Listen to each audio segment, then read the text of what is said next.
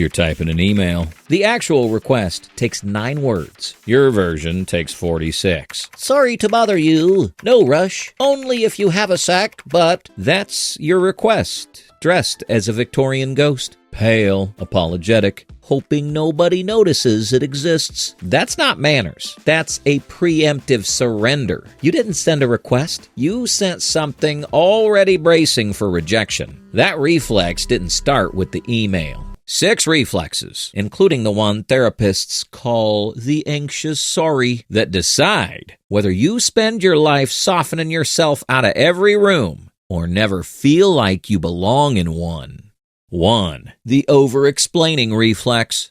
You got a whole vocabulary you don't even hear yourself using anymore. A second language you become fluent in without choosing to. You text a friend on Sunday. Hi, no worries if not. Totally fine. Just thought I'd ask. Before you've even said what you were gonna ask. At this point, the message has everything except the actual point. Incredible efficiency. You raise your hand in a meeting and start with, "This might be a dumb question, but..." The question is fine. The crime, apparently, is your involvement. A friend asks how you're doing. The short answer is, "I'm in the worst week I've had in a year." Your mouth says, "Good, you?" and then thanks them 4 times for asking. If gratitude were currency, you just tipped 400% for basic human decency. At this rate, you'll go bankrupt thanking people for breathing near you. Your boss asks if you have a minute, and you say, "Yeah, of course, what's up?" before the question has even formed in their mouth. Taking 2 seconds to think apparently registers in your brain as workplace violence. Therapists call this the anxious sorry. Apologies that fire before any check on whether you've actually done something wrong. Smoke detector sensitivity. Toast level problem. Fire alarm response. I once apologized to a barista for ordering, "Sorry, can I get a flat white?" She'd been standing behind the counter for 6 hours, waiting for someone to say exactly that. You apologized for completing her entire business model. You'll spend 46 words on a 9-word ask for the rest of your life unless somebody names it out loud. But this isn't where the pattern starts. It starts somewhere much earlier and much quieter. 2. The reflex that starts in your body. The apology fires faster than thought. It's a reflex. Before the word leaves your mouth, your chest tightens, your shoulders pull up a notch, your voice goes a little softer. You watch the other person's face for a flinch before you've even finished the sentence. Your body's already sent the apology email before your brain has opened the laptop. The flinch comes before you've decided to flinch. The voice softens before you've decided to soften. And here's what that does over time. When a child's feelings are consistently minimized or treated as inconvenient, they develop chronic emotional inhibition, suppressing thoughts and feelings long before they reach the surface. The suppression becomes automatic, and after a while, that just becomes your normal. So when you say, "Sorry, never mind," before anyone has even reacted, that's a 30-year-old reflex protecting a younger version of you who once asked for something and watched a parent sigh. That sigh stuck around way longer than it should have, still influencing decisions, still ruining meetings. Your mouth is fast. Your body was faster. Every study's linked in the description. I actually read them this time. Mostly, I skimmed, like a very committed academic fraud. 3. The environment that installed it. This pattern doesn't get installed because somebody yelled at you. It gets installed in much smaller moments. You came home upset about something at school. Your parent was tired. They said, "You're fine. You're being dramatic. It's not that big a deal." You took the cue. You filed the feeling. Somewhere deep in your internal archives next to "don't cry in public" and "be easy to deal with," or you asked for help with something. They sighed before answering. The sigh wasn't loud. The sigh was the entire lesson. No lecture, no yelling, just one exhausted exhale that rewired your personality. You learned that asking had a cost the room wasn't always willing to pay, and you started rationing your asks to the absolute emergencies. Eventually, you stopped flagging the emergencies too. Psychologist Marsha Linehan called this an invalidating environment, a home where a child's emotional reactions are met with dismissal or minimization often enough that the child eventually stops trusting their own internal signals. Tired parents, distracted parents, parents repeating what was done to them. Most of the time, they loved their kids. That part was real. The wiring still installed anyway. The kids whose feelings got dismissed grew up with one belief running quietly underneath everything. My needs are the problem.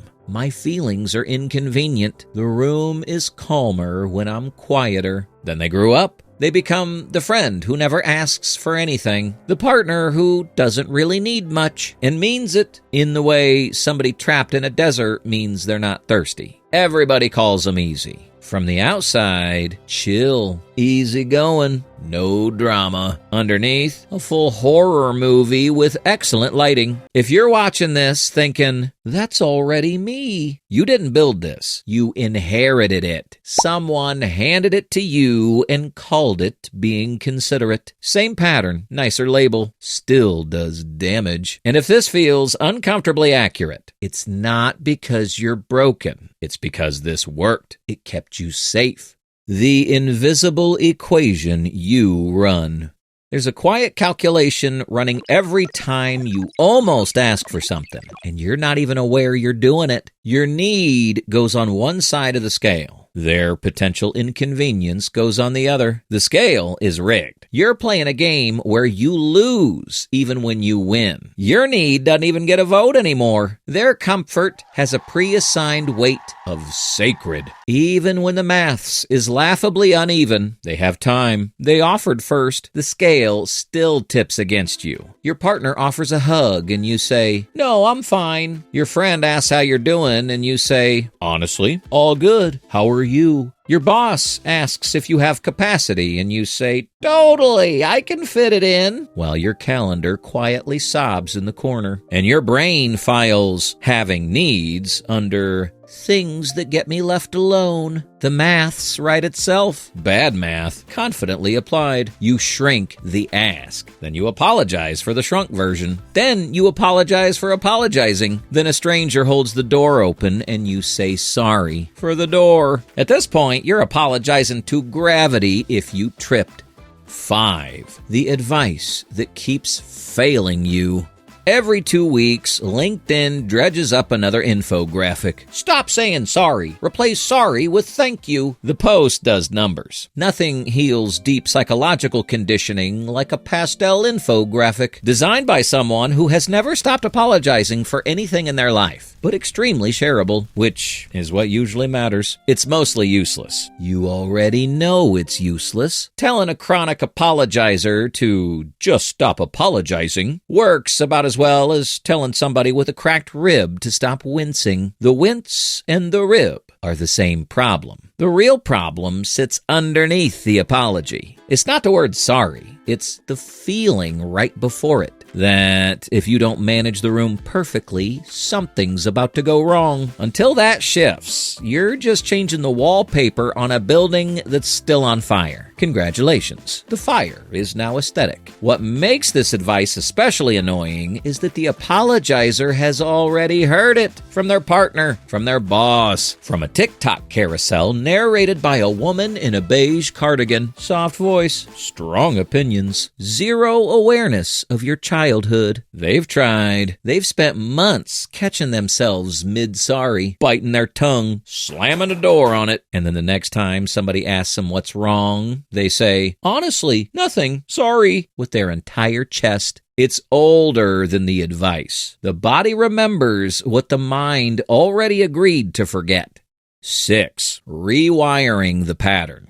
You're in a group chat, 10 people trying to pick a restaurant. You say, "I'd actually prefer Thai." Silence for 3 seconds. Then someone says, "Yes, Thai," and everybody agrees. You survive. Heart rate at 140 for suggesting Thai food. Your body files this away. Brain, "We got away with it once. Let's never risk that again." The first time a friend asks how you're doing, and instead of saying, "Good, you say, "Honestly, I've been having a rough month." and they sit with you. No explosion, no rejection, just two people being normal, which feels deeply suspicious. You're waiting for the twist. There isn't one. Annoying. That's the work. And it's annoyingly simple. Small, slightly uncomfortable moments, repeated until your body finally goes, oh, we're allowed to do this now. It feels strange, rude even. You will reflexively want to apologize for the lack of apology. That feeling is the old wiring throwing one last tantrum, like a toddler who just realized you're not negotiating anymore. Here's the part I want you to hear. The fact that you learn to apologize for taking up space says nothing about your worth. It says you were once a small person who figured out the safest way to stay loved in a room that asked you to be smaller. That was a smart move. You survived a configuration that wasn't designed for somebody with needs. It worked. It just wasn't meant to be permanent. You don't owe that configuration anything anymore. The apology was for a room you no longer live in. You're allowed to ask for the water. You're allowed to want the hug. You're allowed to leave the email at 9 words. 9 words. No apology. No emotional speech. Just a request. Terrifying. I know. For most of your life, sorry was your seatbelt. It kept you safe in a car that wasn't always safe to ride in. You're driving now. You can take it off. No one's pulling you over for it anymore. If this hit, watch your kid learn to be alone. You didn't notice. This is what it looked like when it was happening to you. That video is what it looks like when it's happening to them.